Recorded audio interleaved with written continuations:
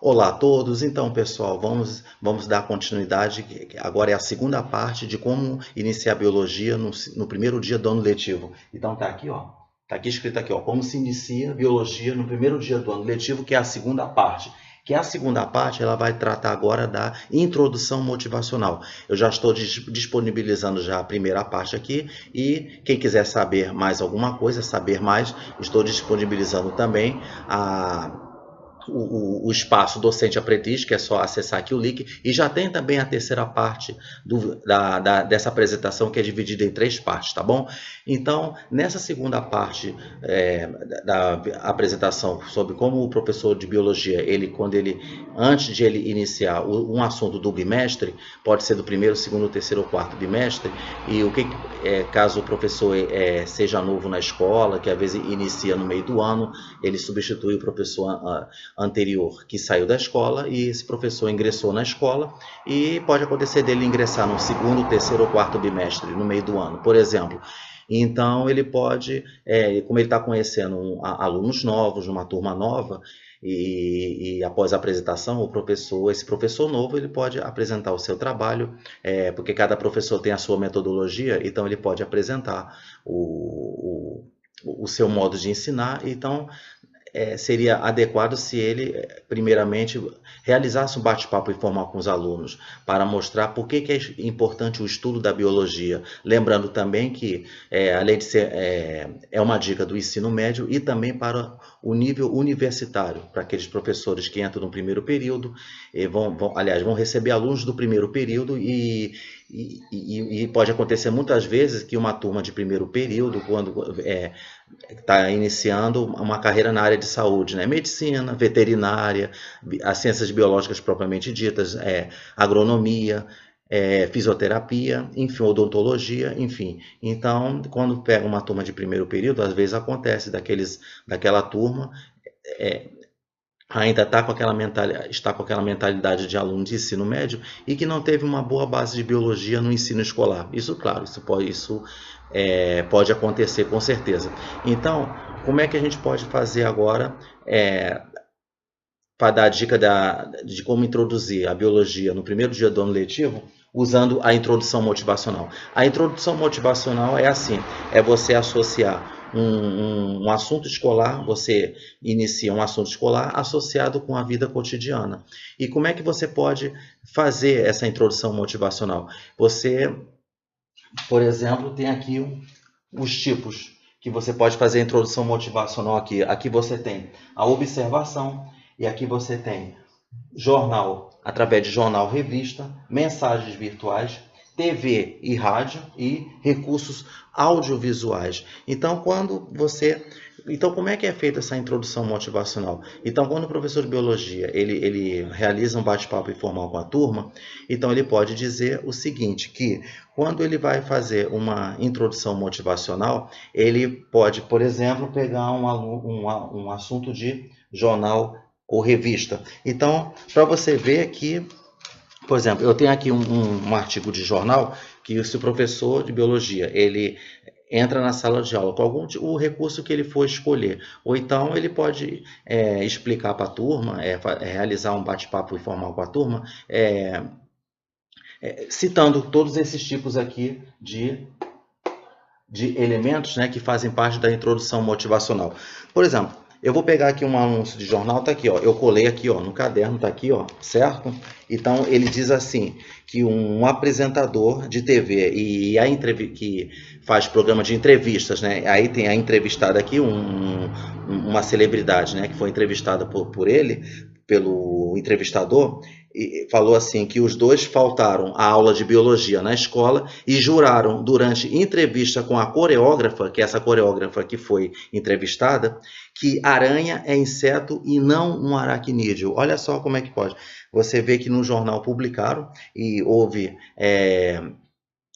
esse erro grotesco em relação ao ensino de biologia, dizendo que aranha é inseto e não um aracnídeo. Então é por isso que você vê, olha como é que a informação, o conhecimento na área científica ele é muito importante, porque ele, tendo o conhecimento, ele evita esses tipos de erros. Então, se um professor, um exemplo, ele debate com a turma esse tipo aqui de artigo que foi publicado, e ele dizer que, aí falou que ele afirmou com certeza, ambos, né, que a aranha não é inseto. Aliás, que a aranha é inseto, desculpa, e não um aracnídeo. Inseto é um ser invertebrado que possui 6 patas e um par de antenas. É isso que faz ser um inseto. Aí você pode citar quais são os insetos. Lembrando que é barata, mosquito, mosca, vespa, abelha, gafanhoto. Então são insetos. Aí tem as 3 partes bem definidas: cabeça, tórax e abdômen. E tem um par de antenas e possui 3 pares de patas ou 6 patas. É isso que é um inseto. E aracnídeo está no grupo das aranhas, dos escorpiões. São seres invertebrados que possuem 4 pares de patas, não possuem antena.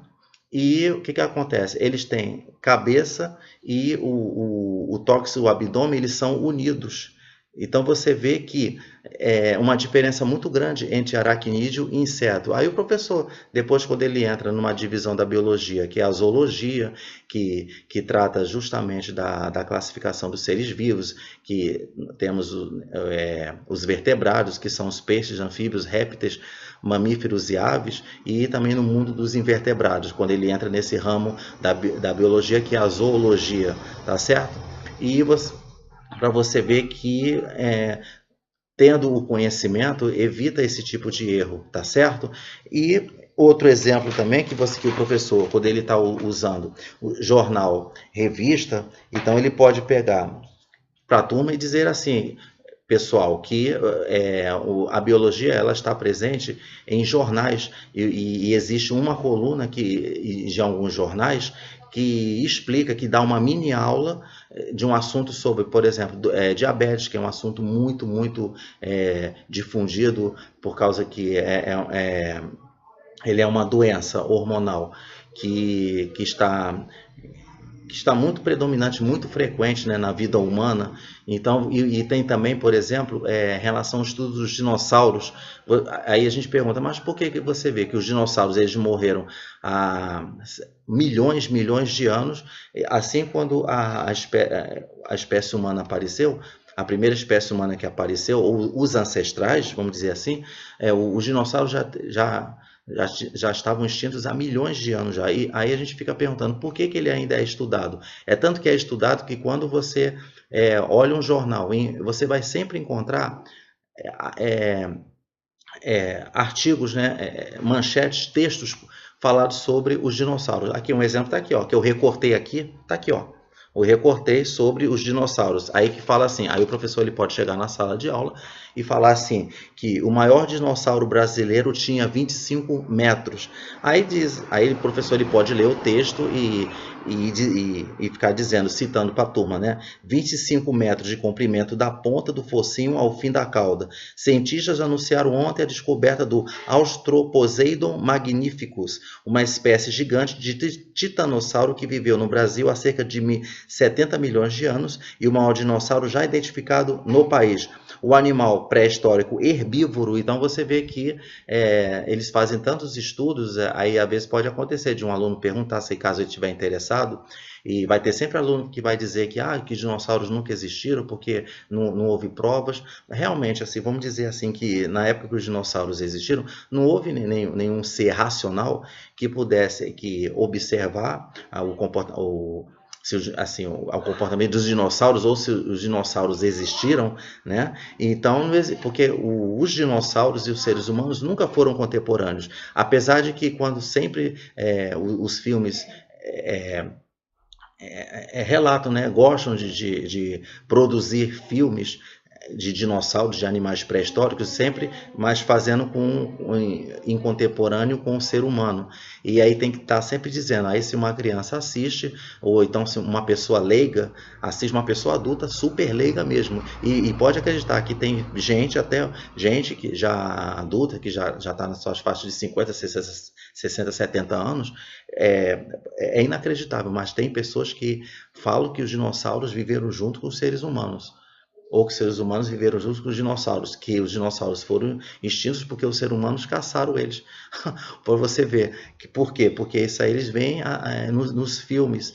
E lembrando então que os dinossauros e seres humanos nunca foram contemporâneos, tá certo? Isso aí você vai ver só em filmes, em histórias em quadrinhos, tá certo? Então você vê, aí ele começa a descrever aqui e fala que o animal ele é herbívoro, aí lembrando, né, que herbívoro é aqueles animais que consomem alimentos à base de vegetais e que é muito estudado na cadeia alimentar, aí que tem produtor, consumidor primário, que o consumidor primário é o herbívoro, aí tem o consumidor secundário, terciário e quaternário, que a partir do consumidor secundário em diante, eles já são animais carnívoros, apesar de que existem animais que têm comportamentos de herbívoro e carnívoros, que aí juntando os dois termos, herbívoro e carnívoro, dá o nome de onívoro. Onívoro, um exemplo, somos nós. Nós, seres humanos, nós somos tanto herbívoros quanto carnívoros, porque nós nos alimentamos, a nossa refeição,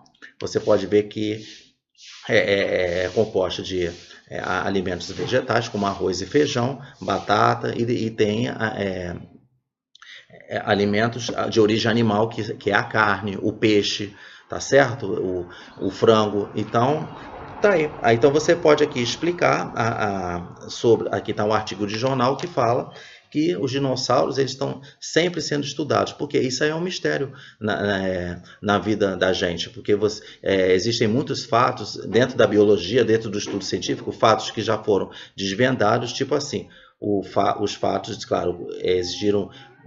Quando existiu fatos no fenômenos da natureza, claro que o ser humano não existia, mas o que cabe, né, o papel do cientista é explicar como é que aquele fato acontece. Por exemplo, como ocorre a formação do arco-íris, por que forma as ondas, que aí através de muito estudo, através de observação, foi comprovado que as ondas que a gente vê lá na praia, no mar, aquelas ondas fortes, e desde fortes e fracas, acontece pela ação do vento. É o vento que causa essas ondas, tá certo? Então, isso aí é um outro exemplo.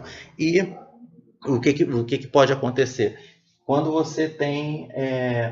Então, o professor ele pode utilizar a introdução motivacional falando de jornal e revista. Então, mas como se trata do primeiro dia do ano letivo, então é ideal que o professor falasse de todos os elementos da introdução motivacional, tá certo?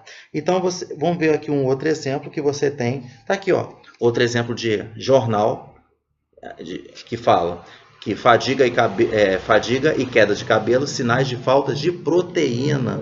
Então, você vê que aí você fala assim, aí já entra naquele assunto das proteínas, que é numa parte da biologia que você estuda a composição química da vida, que é a composição química da vida, e o professor ele pode realizar esse bate-papo informal dizendo que por que é importante estudar a composição química da vida e que estuda os nutrientes que estão compostos nos seres vivos. Não importa se você pegar seres vivos de espécies bem diferentes, por exemplo, você pode pegar o homem, você pode pegar a águia, você pode pegar uma ave, você pode pegar um inseto, você pode pegar uma bactéria, botar todos eles unidos e dizer que por mais diferentes que eles sejam, o que eles têm em comum? O que uma águia tem em comum, por exemplo, com uma mosca? Você vê que são completamente diferentes de seres, né? Mas eles compartilham a mesma composição química. Ambos têm água, têm proteínas, têm gordura, têm vitaminas, têm sais minerais. Então, você vê que tem carboidratos, né? Que carboidratos é muito importante, é um macronutriente, uma macromolécula muito importante, que é o combustível nosso, é o combustível que preferencial do nosso organismo, como também dos demais seres vivos, certo? Então, aproveitando que tem esse artigo aqui de jornal, ó, que fala aqui a respeito, né, de peixe de água doce ou salgada. Aí ele fala assim: há diferença entre os dois tipos, mas ambos são ricos em proteínas e gorduras boas. Principalmente os artigos, tanto não só em jornais e revistas, mas também em programas de TV. Tá aqui, ó. Programas de TV, ó, TV e também rádio, que sempre os programas chamam os profissionais da saúde para falar a respeito da importância do ômega 3, que é uma gordura boa, que evita problemas cardiovasculares, que reduz a gordura abdominal, diminui os níveis de colesterol para ficar no modo normal, para que a gente tenha um bom colesterol muito maior do que o colesterol ruim, que o bom colesterol, que é o LDL, e o colesterol ruim é o HDL.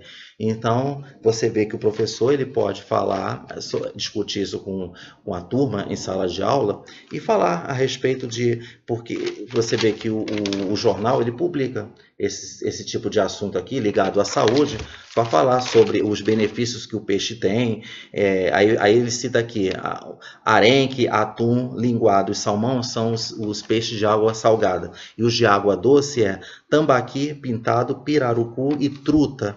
E aqui mostra que os peixes, né, que cada um ele tem a sua fonte rica de nutrientes, sendo que você vê que o salmão, aqui ele fala que o salmão é o peixe que, segundo o jornal que publicou aqui, é o peixe que tem mais riqueza de nutrientes em relação aos outros. Todos têm uma riqueza de nutrientes muito grande, né? Todos eles são saudáveis. Mas quando você vai ler um artigo de jornal, você nota aqui que o salmão ele é riquíssimo aqui em nutrientes, mais do que os outros, tá certo? Então, esse assunto o professor pode dizer que está dentro de composição química da vida. Então, para mostrar aos alunos, convencer os alunos que você estuda a composição química da vida, para que na vida prática, no cotidiano, quando você vai olhar um produto, no mercado, no supermercado que você compra um produto ali, está lá sempre assim indicando ali que o certo produto ele é rico em carboidratos, na sua predominância,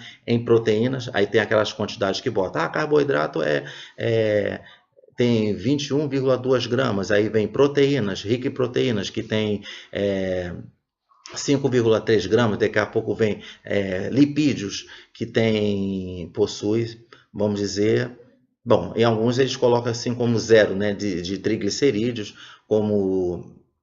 e rico em ômega 3, ômega 6, ou seja, tem o rótulo que diz as informações, e infelizmente que é a minoria das pessoas que se preocupam com isso, né? Que quando vai no supermercado, vai pegar o alimento, eles vão lá se preocupar, mesmo estando escrito bem pequenininho as letras ali, mas eles vão se preocupar em olhar assim o que alimento, a composição de cada nutriente, certo? E a maioria das pessoas não se preocupa muito com isso. Pega aquele alimento ali, aí não quer saber se o alimento tem muita gordura ruim ou pouca gordura ruim. Enfim, então isso aí se trata de um hábito, de uma conscientização.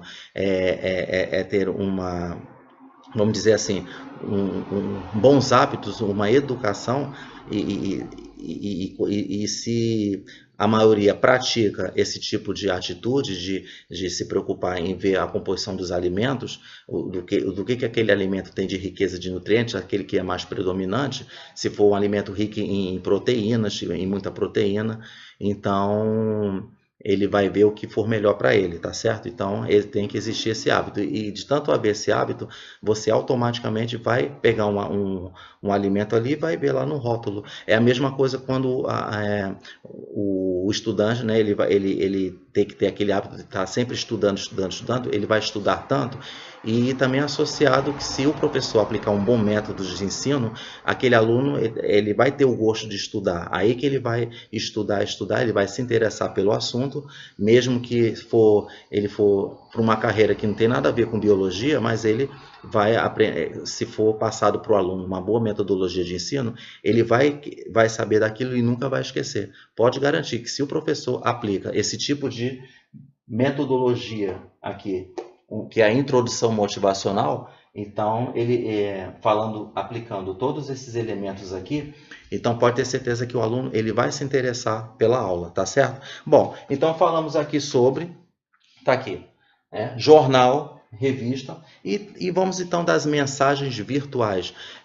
Então, quando o professor ele pode também utilizar a introdução motivacional falando das mensagens virtuais. Por exemplo, eu recebi no celular há alguns dias falando sobre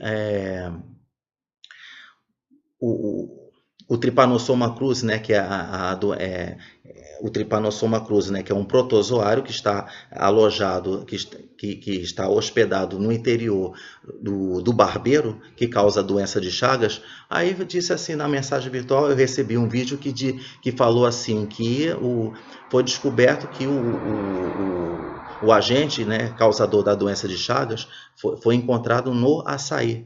Aí a gente ficou nessa dúvida, aí falando lá, uma profissional lá da saúde falou a respeito, né, do açaí, que foi encontrado o Trypanosoma cruzi, que é um protozoário causador da doença de Chagas. Quando se dá numa aula de biologia sobre doença de Chagas, o que fala?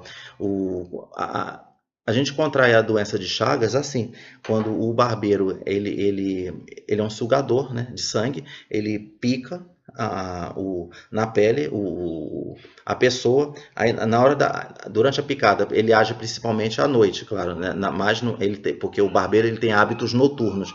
Aí quando ele vai picar ali vai a picada, aí a pessoa que está dormindo, ela acorda, sente aquela picada, e aí sem perceber, né, não percebe a presença do barbeiro, o que acontece? O barbeiro, ele sai de repente, aí a pessoa vai e coça. Mas aí o que está acontecendo? E quando coça, aí pode contrair a doença de Chagas.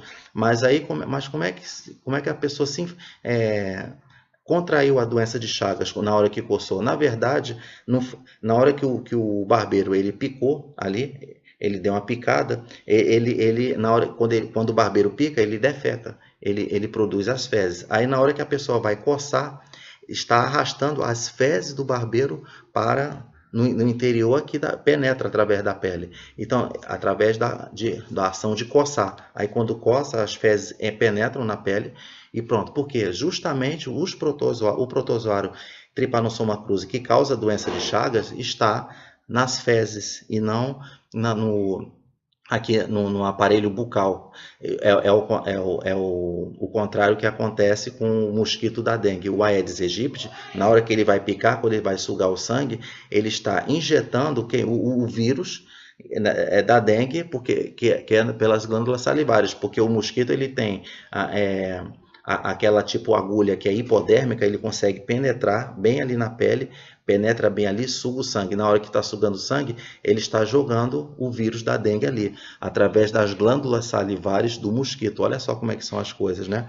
Então você vê como é que é importante o estudo da biologia, aí quando você se depara com uma mensagem virtual.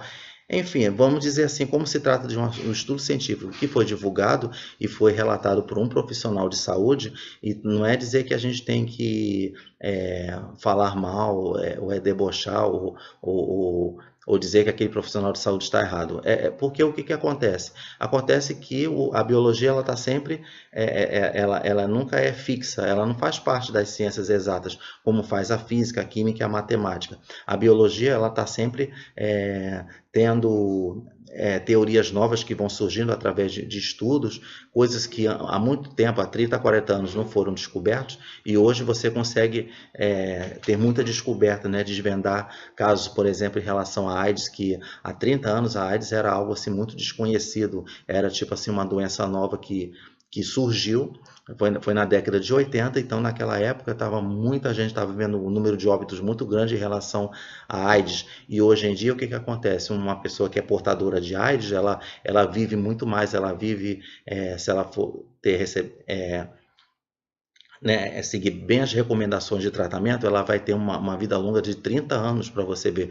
Coisa que antigamente era absurdo, que era algo assustador. E claro que hoje em dia, claro que ainda é uma doença assustadora, que ninguém quer contrair uma doença dessas, mas só que hoje em dia a pessoa que é portadora do vírus da AIDS, ela consegue viver muito através do tratamento que recebe, certo? E aqui, então tá lá, eu falei a respeito já do jornal Revista, mensagens virtuais, TV e rádio, citei também, e vamos ver outra coisa que também é em relação aos recursos audiovisuais. Então, o que acontece? Nos recursos audiovisuais, o professor ele pode utilizar o projetor, ali quando ele vai falar de um assunto, por exemplo, vamos dizer que ele vai falar de um assunto sobre evolução humana, e em sites, né, de compartilhamento de vídeos, existem muitos vídeos publicados a respeito hoje em dia, de diversos assuntos, né? Qualquer coisa que você for pesquisar, você vai encontrar.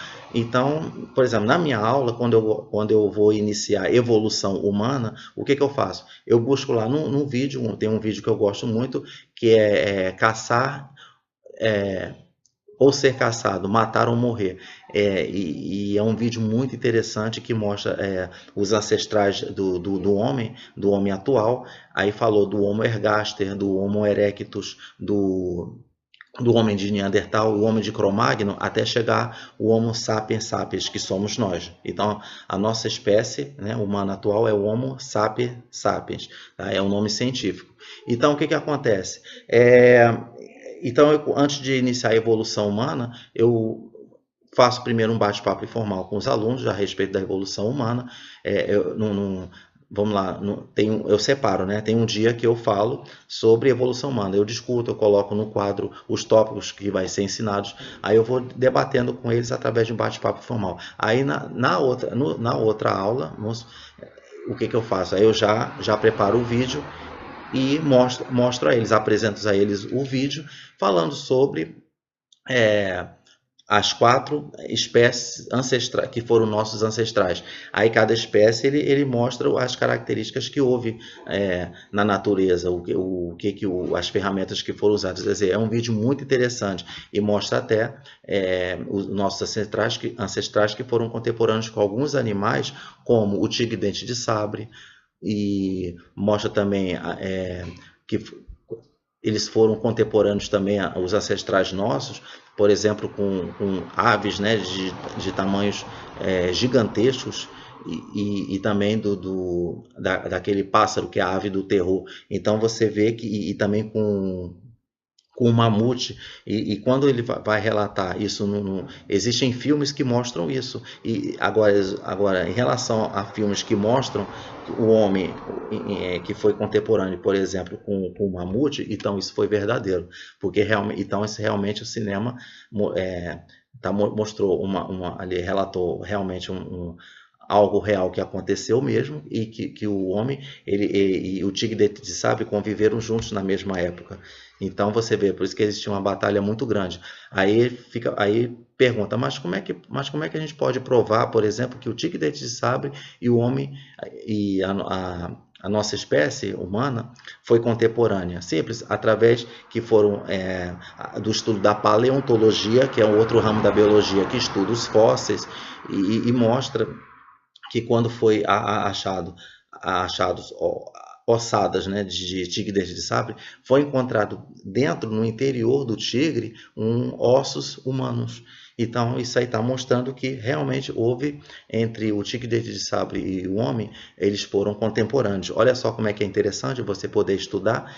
E vamos ver em relação agora a outro tipo de introdução motivacional, outro elemento que você pode usar.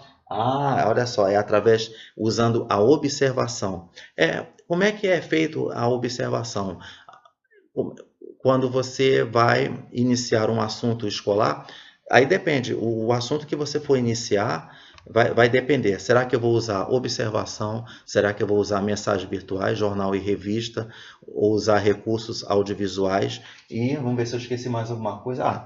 TV e rádio, quando você vê alguma coisa na TV, Aí você olha assim e fala, poxa, eu vou falar isso com os alunos então. Então, esse assunto que foi falado na TV, ou então um assunto, algo que eu observei, eu posso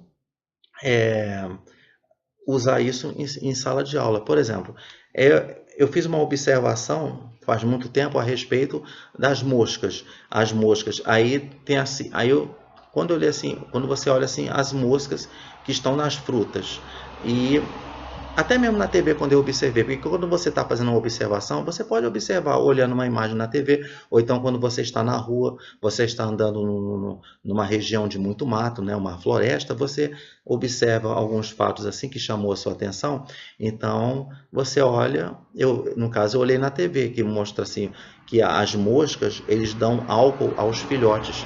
Estava assim esse assunto assim que eu observei.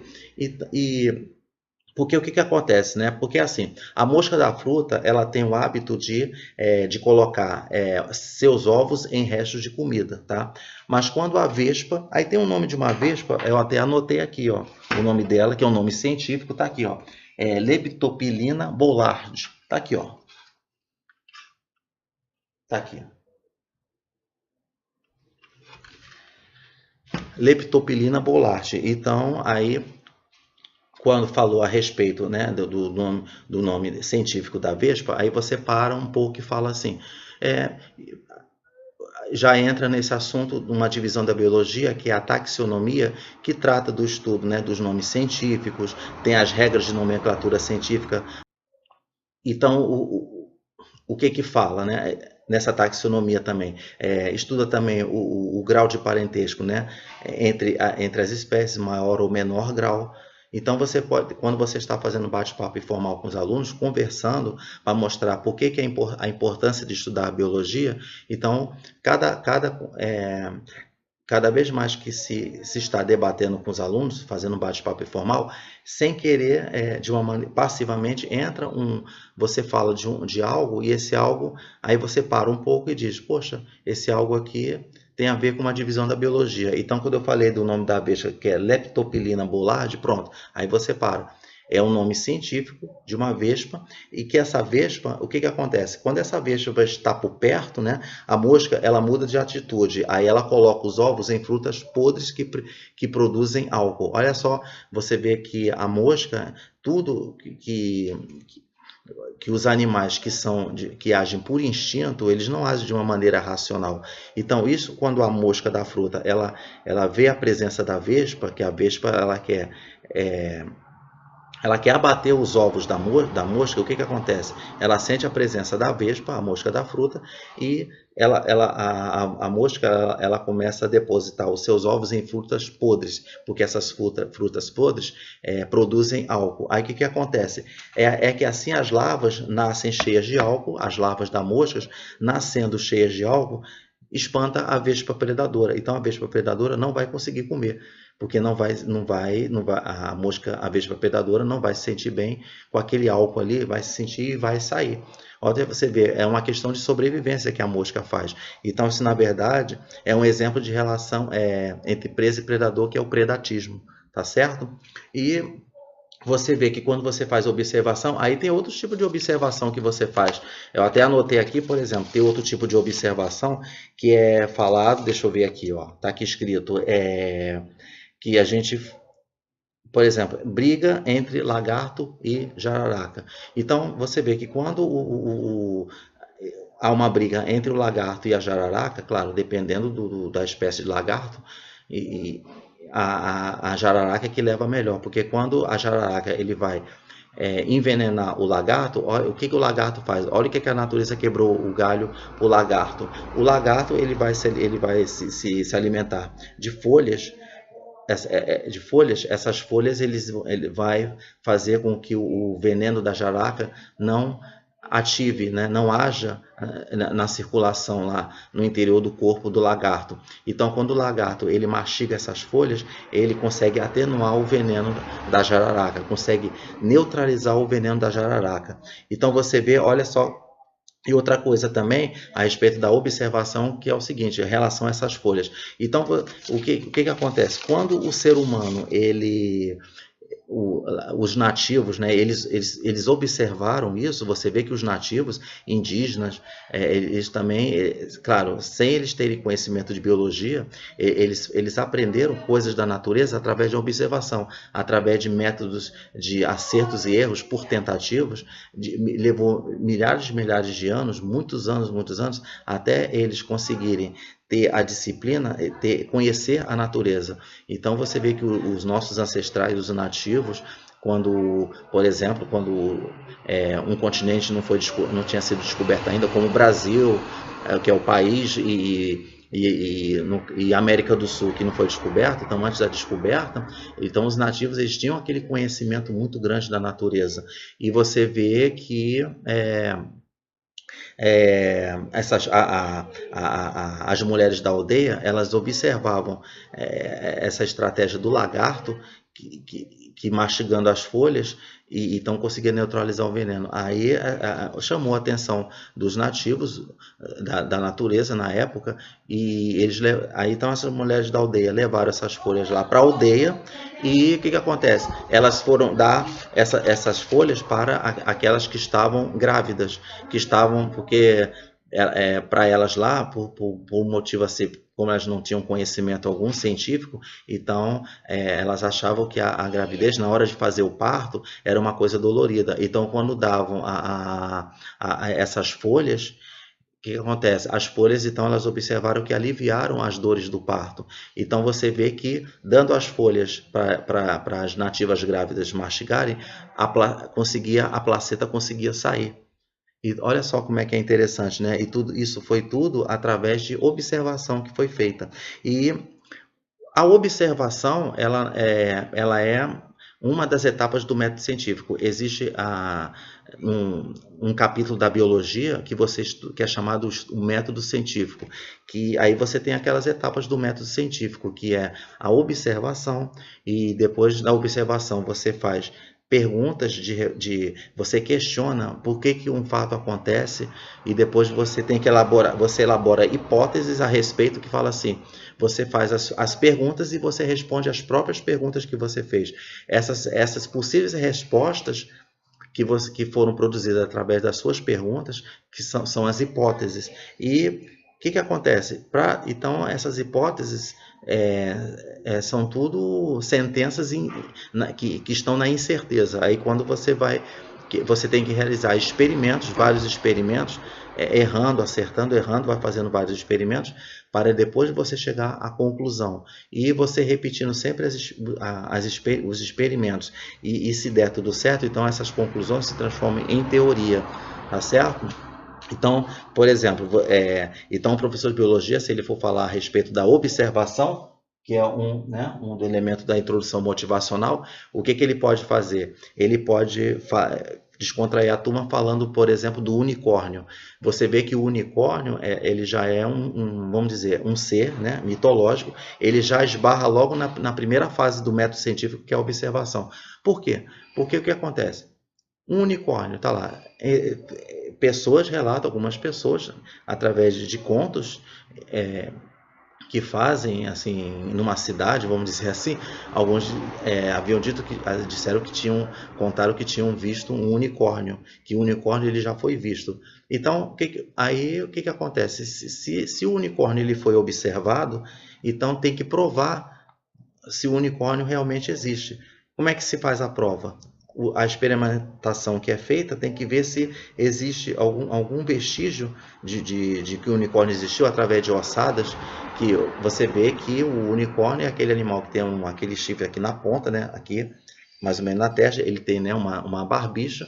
Então tem que perguntar se realmente o unicórnio existiu. Se existiu comprovações concretas, né, material, restos mortais, né, do unicórnio, para ver se realmente ele existe. Então tem que provar. Então você vai ter que provar. Então tudo no estudo do método científico você tem que provar aquilo que você está falando, que você observou. Você tem que explicar como é que você vai provar que aquilo acontece.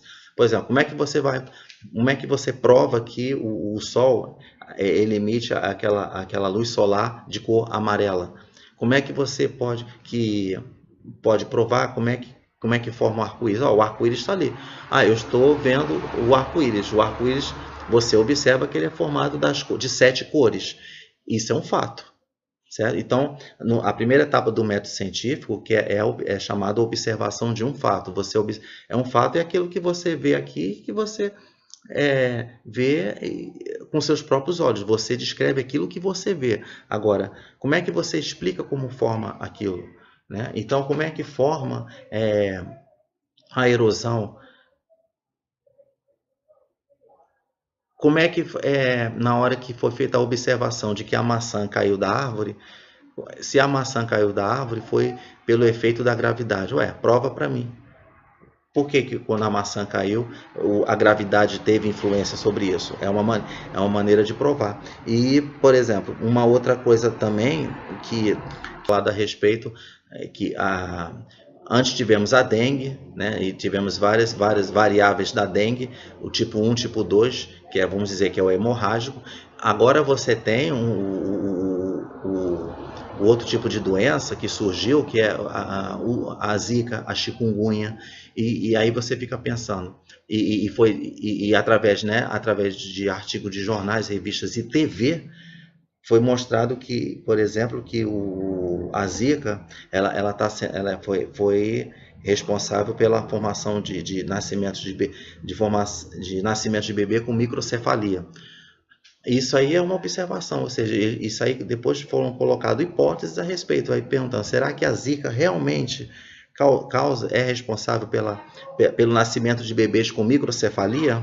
Então, aí, isso foi levado um tempo através de muitos estudos, foram fazendo através de experimentações e através de relatos de pessoas, né, e de lugares que houve esse grande número de nascimentos de bebê com microcefalia.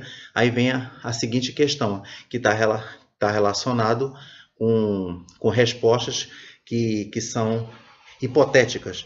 Então, aí várias perguntas foram feitas. Realmente, né, a zika, o aparecimento da zika tem a ver com o caso de nascimento de bebês com microcefalia, e cabe ainda fazer um estudo mais definitivo. Então seria interessante que, quando o professor está debatendo um assunto desse que é muito delicado, que tem que ter muito cuidado com as coisas que vão afirmar, então tem que estar sempre utilizando de fontes seguras, falar pesquisar textos mais recentes para comprovar realmente isso, tá certo? Então a gente fica assim naquele mistério. Então o que é muito interessante quando você vai estudar biologia é você estudar fatos que ainda ficam no mistério. É isso que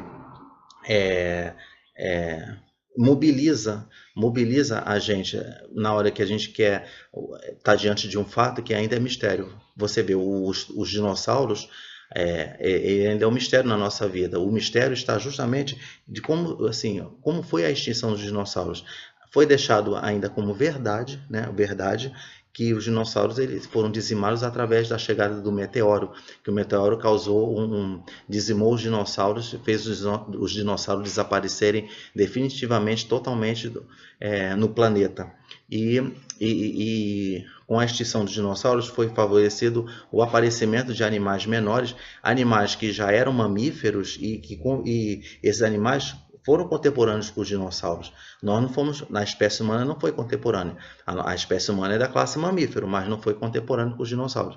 Foram animais pequenos, né, animais de porte bem menores, e eles foram contemporâneos com os dinossauros. Foi a partir disso que ocorreu a evolução dos mamíferos até chegar a nós. Então você vê que entre extinções em massa e explosões, chegamos até aqui. Tá certo? E vamos ver outro aqui, vamos ver que mais foi feita a anotação aqui. Bom, sim, olha só, você vê a respeito como é que é interessante, a respeito dos grupos sanguíneos. Olha, na época, na Idade Média, as transfusões sanguíneas eram feitas de uma maneira à base de roleta russa. Como assim? Como não tinha nenhum conhecimento científico, nada, durante aquelas intensas batalhas medievais que existiam, o que acontece? Muitos soldados, né, foram mortos, e aqueles que estavam ainda vivos estavam precisando de transfusão. Até mesmo de pessoas que estavam que eram feridas, aí causava uma hemorragia muito grande, então, e estavam perdendo muito sangue, e os médicos naquela época, como eles não tinham, eles trabalhavam à base de tentativas, não tinha conhecimento nenhum, não tinha conhecimento biológico nenhum, a biologia nem existia na época. Então, o que aconteceu? Então, na hora que foi feita a transfusão de sangue, acontecia de um morria e o outro não. Aí acontecia ficava mais outras pessoas na fila. Uns morriam e outros não. Aquela pessoa morria, daqui a pouco aquela pessoa não morria.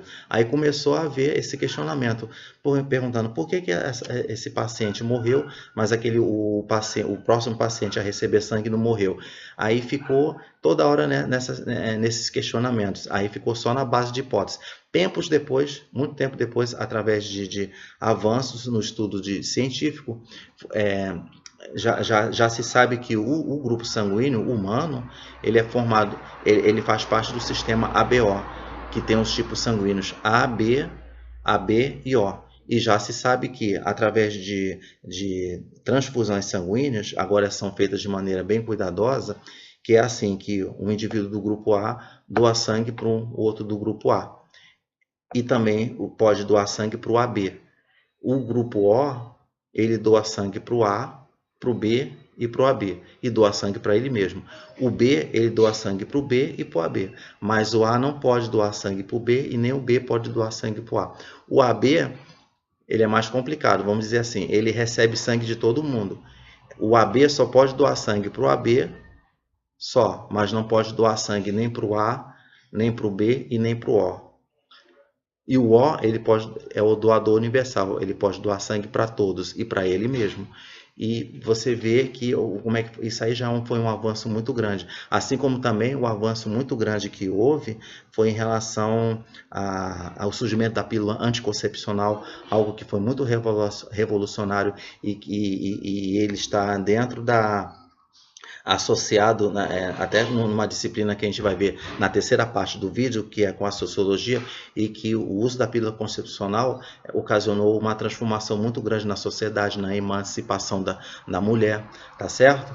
E, enfim, você vê como é que você utilizando o método científico, como você pode ver que graças ao método científico, hoje nós temos medicamentos, hoje você tem a pílula anticoncepcional, hoje você pode fazer estudos e fazer pesquisas avançadíssimas. Graças ao método científico foi possível o homem ir à Lua, explorar regiões aí no espaço, outros planetas também, certo? E é assim, gente, então pessoal, você vê que quando se usa a introdução motivacional, e você pode utilizar esses elementos aqui, que foram citados aqui, ó, o que pode acontecer? Então, dependendo do assunto, o professor de biologia, ele pode aqui escolher qual o melhor elemento aqui, que ele pode usar, dependendo do assunto que ele for utilizar. E outra coisa que o professor pode fazer também, quando ele for iniciar um assunto escolar, ele pode também usar, antes de ele iniciar um assunto, de ele começar a detalhar, ele pode também utilizar uma questão de concurso, uma questão de prova. Por exemplo, tem aqui uma questão aqui, ó, tá aqui.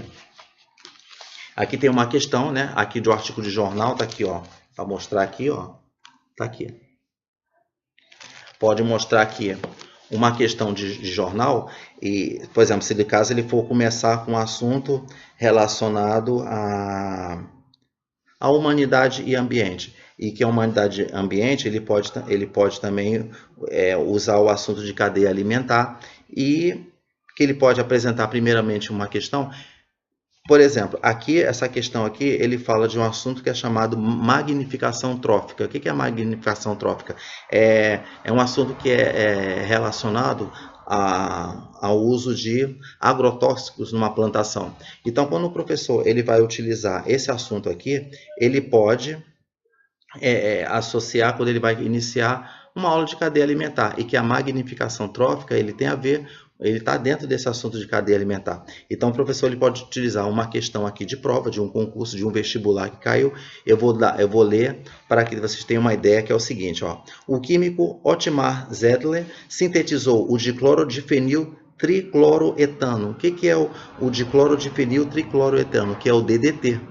Então, você vê que só de você ler isso aqui, já existe uma interdisciplinaridade com a química, que isso vai ser visto na terceira parte do vídeo, que passou a ser empregado em escala mundial no combate a insetos, pragas de lavouras. Aí um agricultor pulverizou DDT na sua plantação de algodão, que estava sendo dizimada por uma espécie de inseto, obtendo imediato resultado. Aí, no entanto, alguns meses depois, a praga voltou a atacar sua lavoura, sendo o agricultor obrigado a aumentar a quantidade de inseticida utilizado. Quando você já lê essa questão, claro, você pode colocar ali no quadro para poder os alunos copiarem, porque essa questão ele pode servir como uma introdução motivacional, antes de iniciar o assunto de cadeia alimentar. Aí já entra um outro assunto aqui, que é assunto de evolução. Mas antes do professor falar que o assunto é de evolução, também, ele pode questionar com os alunos, ele pode questionar. Tá lá, o agricultor pulverizou DDT na sua plantação para espantar o inseto que está estragando a plantação dele, que é uma praga. E perguntar para os alunos, mas como é que essa praga voltou se o DDT tem uma eficácia muito grande? Como é que esses insetos voltaram? O professor ele pode fazer esse questionamento com os alunos, lá, para ver se tem um aluno que pode responder. Então, o professor pode obter variadas respostas ali, não importa se a resposta é certa ou correta, o importante é o aluno colocar a sua posição, colocar a sua opinião, porque isso é que é legal quando você aplica a introdução motivacional, é também se valer de opiniões, que o aluno ele pode colocar, são hipóteses, quer dizer, já está trabalhando com o método científico. Então, tá lá. Sobre o retorno da praga, é lícito afirmar que... Aí tem as opções aqui. Aí tem aqui a resposta que fala assim, que ela retornou. Por que o inseto retornou? Retornou porque o uso do inseticida selecionou os espécimes naturalmente resistentes que se reproduziram. Porque isso... O que fala nisso? Então, isso se trata de um tópico muito que é master na evolução, que é a seleção natural. Então, aconteceu uma seleção natural. Esse assunto ele é muito relacionado àquele exemplo clássico de evolução, que é relacionado às bactérias que são resistentes a antibióticos, que é a mesma situação, tá? E então, o professor ele pode iniciar um assunto de evolução junto com cadeia alimentar, e você vê que trata de uma questão que envolve dois assuntos, então, que é cadeia alimentar e evolução. Certo? Então, tá aqui uma questão que envolve dois assuntos na biologia, tá certo? E outra questão aqui, se o professor quiser, por exemplo, na hora que ele for iniciar a taxonomia, que é o ramo da biologia, como havia falado, que estuda os nomes científicos, as regras de nomenclatura científica, o grau de parentesco entre as espécies de menor ou maior grau, de menor ou maior escala, e está dentro de filogenia. Então, por exemplo, o professor ele pode colocar uma questão que fala aqui, ó, tá aqui, ó. Essa questão aqui, ó, tá aqui. Aí ele pode dizer assim, por exemplo, um cão labrador e um cão pastor alemão. Isso aí foi uma pergunta que foi feita. Então tá lá, um cão labrador e um cão pastor alemão, 2 pontos. Aí tem as opções aqui. Aí diz assim, letra A, pertencem à mesma espécie porque podem cruzar. O cão labrador e o cão pastor, eles são da mesma espécie, que é o canis familiaris, tá? Mas aí a resposta está estranha, porque assim, ó, pertence à mesma espécie porque podem cruzar. Pertence a espécies diferentes, aí já está errado. A espécie é a mesma, o que são diferentes entre um e outros é em termos de raça. São as raças que são diferentes, mas a espécie é a mesma, é canis familiaris. Porque não podem cruzar. Realmente, animais de espécies diferentes, né, vamos dizer assim, não podem cruzar, porque vai gerar problema de animais, às vezes nem geram animais, né, nem chega a ver o surgimento da espécie lá na fêmea, tá certo? E tem assim, pertence a espécies diferentes porque tem caracteres diferentes. Não é essa a resposta. Agora vem a resposta última. pertencem a raças diferentes e, portanto, não podem cruzar. Bom, o que que acontece? O que acontece está dizendo assim, pertencem a raças diferentes e, portanto, não podem cruzar. Vamos dizer assim que, como são de raças diferentes e portanto, não podem cruzar, cruzar não pode, mas vamos dizer assim que cruzar pode haver o cruzamento de, mesmo sendo da mesma espécie, mas sendo raças diferentes, cruzar pode até cruzar, mas não deve, porque não vai gerar uma raça que vai ser ou parecido com um cão labrador ou com um cão alemão, ou então vai surgir uma nova raça.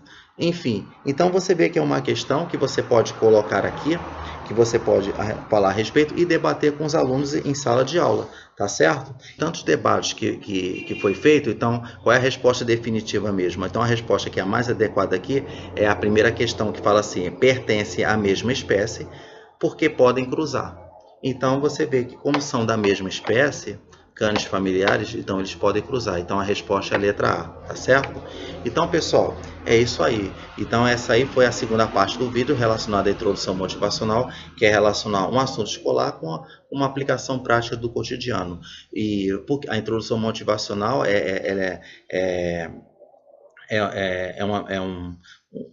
uma das ferramentas do método científico, porque você vê que quando você está estudando um assunto escolar, é um assunto que você está vendo aí fora dos muros escolares, e que você está sempre presenciando, e que se não for feito uma análise bem profunda, se não for feito um estudo bem profundo, nunca vai perceber que quando você está em algum local, você está vendo a biologia sempre, assim como outras disciplinas, tá certo? Então, pessoal, valeu então até a próxima apresentação.